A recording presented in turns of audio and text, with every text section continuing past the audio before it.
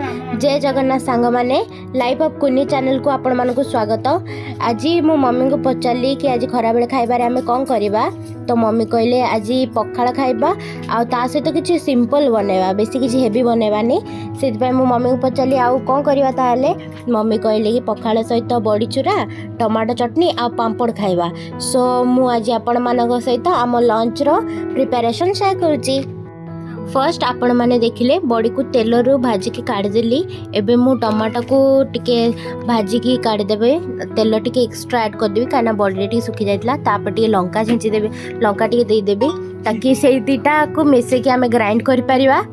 आउ एबे जेमति देखिले आमे टमाटो आउ लंका हे गला, तो एबे ताको आमे काढ़ी दबा।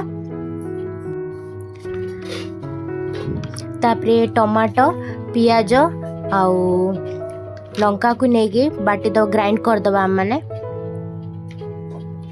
टिके छेदा छेदा रहिले भी से भल लागिबो, किंतु आपण प्योर कर परिबा आपण का प्रेफरेंस हिसाब रे। तापरे आमे बॉडी मु बेसी नेइनी आपण आपण को इच्छा हिसाब रे नेबे। देखंतु केते बढ़िया ग्राइंड हेछि। एबे मु खाइबळ टमाटो आउ ता धरे खाली टिके पियाज मिक्स करके नउची, टेस्ट भल आसीबो बोली। तो या टमाटो प्योरी करके आमे चाहिले दली की भी खाई पारे, किंतु मु याको बाटी देली कि सहज बोलबे। आपण माने भी करके खांतु आउ हेल्दी रहंतु।